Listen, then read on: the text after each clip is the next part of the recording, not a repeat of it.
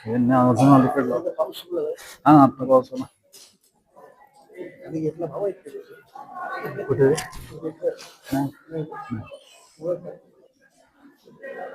आता आपण जुन्नर मध्ये आलेलो आहोत. जुन्नर आपल्या सर्वांना माहिती की छत्रपती शिवाजी महाराजांचं जन्मस्थळ किल्ले शिवनेरीसाठी प्रसिद्ध आहे. महाराजांचा जन्म 1630 ला झालेला आहे, 19 फेब्रुवारी 1630 रोजी. आज आपण जो काही इतिहास जाणून घेणार आहोत तो सगळ्याच्या सगळा 2000 वर्षांपूर्वीचा इतिहास आहे. सरांनी जसं सांगितलं हा स्तूप आहे. जुन्नर हे महत्वाचं आहे, ते भारतात सगळ्यात जास्त लेणी असलेलं शहर. जवळजवळ 350 लेण्या आपल्याला ह्या जुन्नर तालुक्यामध्ये पाहायला मिळतात. जुन्नर हे मधोमध एक सेंटरला शहर आहे. इथून आपल्याला दिसतं ते सगळं ज्या व्हाईट बिल्डिंग दिसतात ते शहर आहे. हेलेनाद्री गोळेगाव म्हणून गाव आहे ह्या परिसरामध्ये. त्या शहराच्या बरोबर चारी बाजूने डोंगर रांगा आहेत आणि ह्या चारही डोंगर रांगावरती मानमोडी नावाचा एक लेणी समूह आहे. डोंगर आहे त्याच्यावरती भीमाशंकर, भूतलेणी, अंबांबिका, त्याच्यानंतर शिवनेरी किल्ल्यावरती 80 लेण्यांचा समूह आहे. पूर्व, दक्षिण आणि पश्चिम अशा तिन्ही बाजूंना. त्याचप्रमाणे हा लेण्याद्री याला गणेश लेणी समूह म्हणून ओळखलं जातं आणि बाजूला एक आयसोलेटेड लेणी समूह आहे जो याचाच पार्ट आहे, ह्याच डोंगराचा पार्ट आहे. अशा 1, 2, 3 जर आपण लेणी मोजत गेलो तर 300 ते 350 लेण्या आपल्याला या ठिकाणी पाहायला मिळतात. शिवनेरीच्या पूर्व बाजूला साखळदंडाचा एक मार्ग आहे किल्ल्यावरती जाण्यासाठी. प्राचीन काळामध्ये म्हणजे 2000 वर्षांपूर्वी ह्या बुद्ध धम्माच्या काळामध्ये त्या ठिकाणी ज्या काही लेण्या कोरण्यात आलेल्या आहेत त्या लेण्यांमध्ये एक शिलालेख करून ठेवलेला एका व्यापारी प्रमुखाने, ज्याला गहपती म्हणून ओळखलं जातं व्यापाऱ्यांना त्या काळात. प्रमुख असं म्हणजे प्रमुख. तर त्याने ह्या ठिकाणाला धम्म निगम असा उल्लेख आपल्याला त्या ठिकाणी वाचायला मिळतो. मग तुम्ही विचार करू शकता तर त्या काळामध्ये त्यांनी याला निगम म्हणजे काय, शहर. मग हे काय होतं, धम्माचं शहर होतं. 300 ते 350 लेण्या जर या ठिकाणी असतील तर किती मोठ्या प्रमाणामध्ये भिक्खू संघ या ठिकाणी राहत असेल याची प्रचिती आपल्याला या सगळ्या लेण्यांवरून समजून येते. मग त्यामुळं त्या काळामध्ये हे सर्व भिक्खू या ठिकाणी दिसत असतील म्हणून हे शहर जगामध्ये, भारतामध्ये याची ओळख धम्माचं निगम म्हणून होतं. प्राचीन व्यापारी मार्गावरती वसलेलं प्रमुख शहरांपैकी जुन्नर शहर असल्यामुळं एवढ्या मोठ्या लेण्या या ठिकाणी कोरण्यात आलेल्या. आज जशी मुंबई आपली आर्थिक राजधानी आहे तशी सातवाहन जो राजवंश आहे या सातवाहनांची राजधानी, आर्थिक राजधानी म्हणून हे जुन्नरला खूप मोठं महत्व होतं. पुढे प्रतिष्ठान म्हणून एक शहर आहे, प्रतिष्ठान, त्याला आपल्याला कान्हेर लेणीमध्ये उल्लेख आलेला आहे. त्याला आज आपण पैठण बोलतो. पैठणची साडी, पैठणी आपल्या सर्वांना माहिती आहे, रेशीम वस्त्रासाठी ते प्रसिद्ध आहे. मग हा व्यापार चालायचा, रोम बरोबर आपला व्यापार चालायचा, जुन्नरचा, महाराष्ट्राचा व्यापार चालायचा, सातवाहनांचा व्यापार चालायचा. सोपारा असेल, कल्याण असेल, त्यानंतर चौल हे बंदर असेल, ही 3 बंदरं आपल्या परिसरामध्ये आहेत.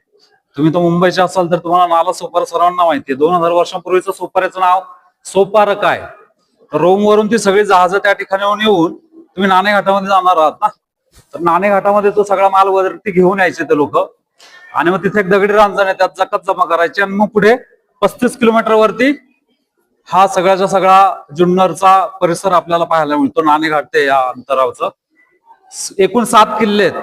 त्या काळामध्ये व्यापारी मार्गावरती लक्ष ठेवण्यासाठी त्यांची निर्मिती करण्यात आलेली आणि जागोजागी लेण्या कोरण्यात आलेल्या आपल्याला पाहायला मिळतात.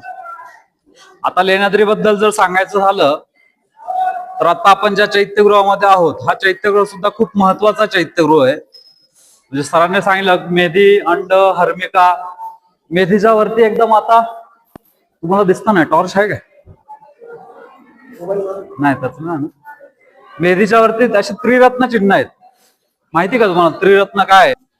आणि याच्यावरती हे लाकडं छत्र आहे लाकडाचं. हे 2000 वर्षांपूर्वी ज्यावेळेस ही लेणी निर्माण केली असेल त्याच वेळेस त्यांनी निर्माण केलेलं होतं.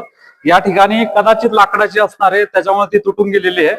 याच्याच बाजूला एक अजून एक चैत्यगृह आहे त्याच्यामध्ये आपल्याला दगडाची छत्री पाहायला मिळते. पण ह्या लाकडाच्या छत्राच्या वरती खाली असं कमळ त्यांनी कोरलेलं आहे आणि या कमळाच्या त्या लाकडालाच बाजूला आहे बघा, हे दिसतंय का तुम्हाला सर्वांना? हे कारलाचं दाखवतोय मी आणि सेम त्यांनी हे लाकडावरती त्यांनी कोरलेलं आहे. सेम इथं आपल्याला दगडामध्ये कोरलेलं पाहायला मिळतं. बुद्ध आणि धम्म आणि संघाचं प्रतीक म्हणून त्रिरत्न चिन्हाला त्या काळात खूप मान होता. हे जुन्नरमध्ये सुद्धा किंवा भारतभरामध्ये आपल्याला क्रिस्टलमध्ये, सोन्यामध्ये, त्याचप्रमाणे टेराकोटा म्हणजे भाजलेल्या मातीच्या याच्यामध्ये आपल्याला ते पेंडंट तयार केलेलं दिसतं त्रिरत्नाचं. स्तूपामध्ये काय असतं आपल्या सर्वांना माहिती की स्तूप हे बुद्धांचं प्रतीक आहे. म्हणजे जे थेरवाद परंपरेतील जे भिक्खू होते तर ते बुद्धांना प्रतीकांमध्ये पूजायचे. त्याच्यामध्ये स्तूप हा सगळ्यात महत्वाचं प्रतीक होतं. 3 प्रकार आहेत. अस्थि धातू स्तूप, बुद्धांच्या अस्थि त्याच्यात ठेवल्यात. त्याच्यानंतर पारिभौगिक, बुद्धांनी काही वस्तू वापरल्या त्याच्यावरती स्तूपांची निर्मिती केलेली आहे. आणि तिसरा एक प्रकार आहे तो म्हणजे उपदेशिक, बुद्ध या ठिकाणी आलेत, उपदेश दिले आणि निघून गेलेले आहेत. तर असे 3 प्रकारचे. चौथा एक मनोती नावाचा एक स्तूप आहे. छोटे छोटे स्तूप आपल्याला नालंदा वगैरे किंवा साऊथ इंडियामध्ये गेला तर तिकडे सगळीकडे पाहायला मिळतात. नंतरच्या काळामध्ये जो महायान सेक्ट आला तर त्यांनी बुद्ध मूर्ती कोरायला सुरुवात केली. मग सगळीकडे आपल्याला बुद्धांच्या मूर्त्या दिसायला लागल्या. आपल्या महाराष्ट्रातील पहिली बुद्धांची मूर्ती ही कान्हेर लेणीचा जो स्तंभ आहे ना त्याच्यावरती अशी एक छोटी मूर्ती कोरलेली आहे. तर ती महाराष्ट्रात कोरण्यात आलेली पहिली मूर्ती आहे. त्याचप्रमाणे जर वेरूळला जर गेलात तर वेरूळच्या लेण्यांमध्ये आपल्याला स्तूपामध्येच बुद्ध मूर्ती कोरलेली पाहायला मिळते. जसं आपण दरवर्षी आता 10, 11, 12 मार्च दरम्यान जो किरणोत्सव असतो म्हणजे आता याला चैत्य गवाक्ष त्यांनी कोरलेलं नाही, हे अनफिनिश आहे. जर तुम्ही बाहेरून जाऊन पाहिलं तर पूर्ण काम झालेलं नाही. कदाचित त्यांना इथे खिडकी कोरायची असेल तर ती जर खिडकी कोरली असेल तर त्याच्यातून सुद्धा सूर्यप्रकाश कशावरती पडणार तर स्तूपावरती पडणार आहे. तसं तो मार्च महिन्यामध्ये वेरूळचा किरणोत्सव प्रसिद्ध झालेला होता 3-4 वर्षामध्ये. पहिला स्तूप होता, नंतर बुद्ध मूर्ती आली, त्याच्यावरती मग किरण पडतायत. हे महायान काळामध्ये सगळेच्या सगळे आपल्याला शिल्पकला जास्त करून पाहायला मिळते. म्हणजे बुद्धांची शिल्प मानवी रूपामध्ये बुद्धांना पूजण्याचं काम महायान काळामध्ये झालेलं दिसतं. या लेणीचं अजून एक वैशिष्ट्य आहे ह्या चैत्य, याला चैतीय घर हा शब्द येतो. घर हा आपला मराठी शब्द आहे ना. या सगळ्या भाषा ज्या त्या काळातल्या आपल्या ह्या परिसरातल्या शिलालेखात जे आहे ती प्राकृत भाषा आहे. लिपी धम्मलिपी, ब्राह्मी लिपी याला बोललं जातं. काही शिलालेख आपण पाहूयात. हा गजपृष्ठाकार म्हणजे हत्तीची जी पाठ आहे पण त्या टाईपचा याचा आकार आहे वरती जर तुम्ही व्यवस्थित पाहिलं तर. आणि याला दगडी एक प्रकारे तुळया आहेत. ह्या कार्ला लेणी कोणी कोणी पाहिली?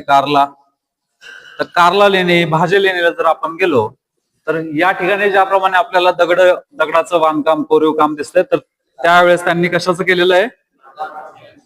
लाकडाचं केलेलं आहे. आणि ते लाकूड आजही टिकलेलं आहे. भाजे लेणीच्या एका अशा लाकडी पट्टीवरती एक शिलालेख कोरलेला आहे. एकमेव मी पाहिलेला त्या ठिकाणी शिलालेख आहे. तिथं धम्म भागाचं पासादो असा शब्द आलेला आहे, अजून आहे. तर अजून ते टिकलेलं आहे. एवढी प्रगत तंत्रज्ञान त्यांच्याकडं की लाकूड सुद्धा कुजू द्यायचं नाही, एवढी चांगलं कला त्यांना अवगत होती. कार्ला लेणीप्रमाणेच ही लेणी सुद्धा महत्वाची आहे. याचे जर पिलर तुम्ही पाहिले तर ह्या पिलरवरती तुम्हाला काय दिसतंय?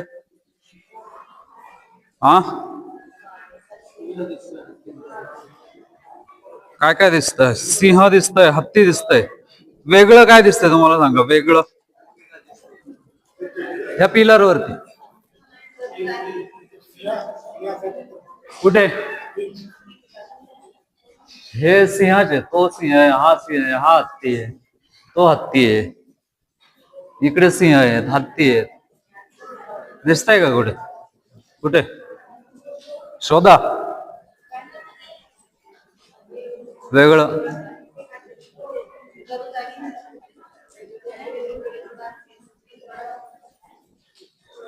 हावाला पिलर बघा, हावाला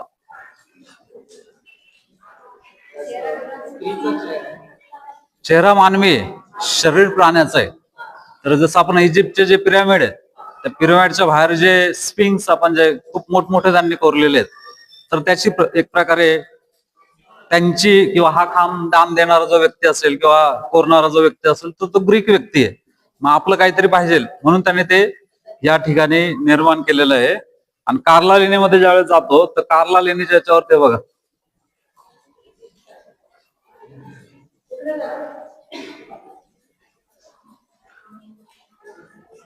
परफेक्ट दिसतंय याच्यात. समजलं? म्हणजे याचा अर्थ काय आहे की या ठिकाणी खूप मोठ्या प्रमाणामध्ये ग्रीकांची सेटलमेंट होती. हे तर शिल्पामधून पण कळतं. ग्रीकांचे एक देवता होते त्या काळातली, इरॉस नावाची, तर त्याचं सुद्धा एक शिल्प, टेराकोटाचं शिल्प इथं गोळेगाव म्हणून गाव आहे तर त्या गावामध्ये आपल्याला म्हणजे अभ्यासकांना मिळालेलं होतं. आणि जुन्नरच्या जवळजवळ 50% लेण्या या ग्रीक लोकांनी दान दिलेल्या आहेत. आणि त्याचे सगळेचे सगळे शिलालेख सुद्धा पुरावे, मी सांगतोय म्हणून नाही तर ते शिलालेखीय पुरावे आपल्याकडे आहेत. त्यावेळेस त्यांना यवन हा वर्ड वापरण्यात आलेला आहे. यवन म्हणजे फॉरेनर आजच्या भाषेमध्ये. आज आपण यवनांनी आक्रमण जे केली तर ते नंतर मध्ययुगीन काळात जे जे लोक आले त्यांच्यासाठी वापरतो. परंतु अगदी 2000 वर्षांपूर्वीच्या भारतामध्ये सुद्धा खास करून ग्रीकवरून जे लोक आलेले आहेत त्यांना यवन हा शब्द वापरण्यात आलेला आपल्याला दिसतो. जुन्नरच्या एका लेणीतील भोजन मंडप म्हणजे भिक्खू संघासाठी भोजन मंडप दान दिलेला आहे. तो सुद्धा एका चिटस नावाच्या ग्रीक व्यक्तीने दान दिलाय आणि तोच कार्ला लेणीमध्ये जातो आणि त्यांनी एक स्तंभ दान देतो त्या ठिकाणी. जुन्नरचं प्राचीन नाव हे उमेहन कटे हे असावं. ओमन नगर, जीर्णनगर, जुन्ने नगर आणि आजचं जुन्नर म्हणजेच जुनं नगर. आता चैत्य घर समजलं, चैत्यग्रह म्हणजे इथं बुद्ध आहेत आणि बुद्धांना इथे येऊन काय करायचंय, वंदन करायचंय. याच्या हा वरांडा आहे आणि वरांड्याच्या वरती एक शिलालेख आहे. त्या शिलालेखामध्ये हे चैत्यगृह कोणी दान दिलेलं आहे तर त्याचा उल्लेख आलेला आहे.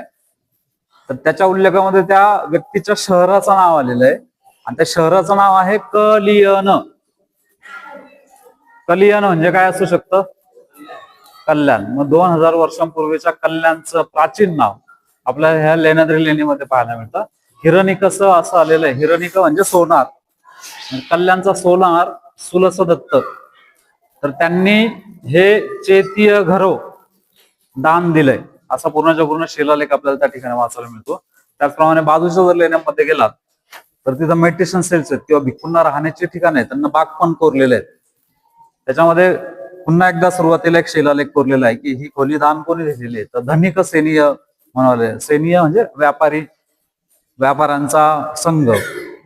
तर हे धान्याचे जे व्यापारी आहेत यांनी सतगभ आणि पोडी, पोडी म्हणजे पाण्याची टाकी, त्याला आज आपण पानपोई बोलतो. सत म्हणजे काय, सत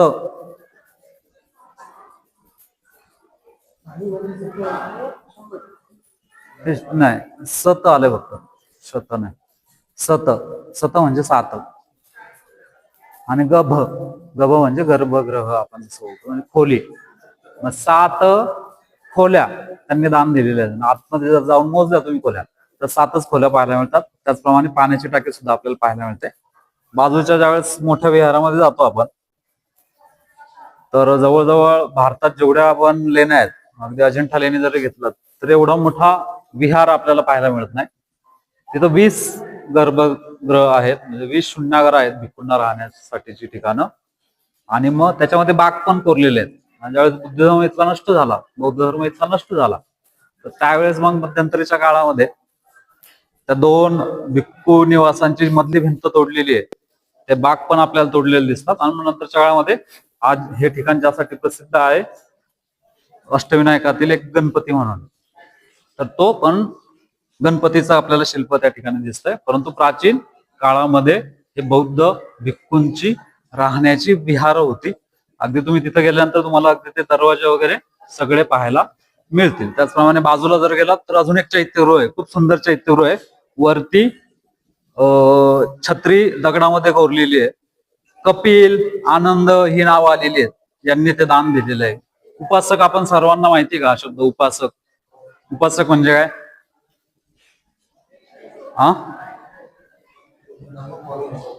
ले पीपल, आपल्यासारखं सामान्य जे बुद्ध धम्माचं आचरण करतात.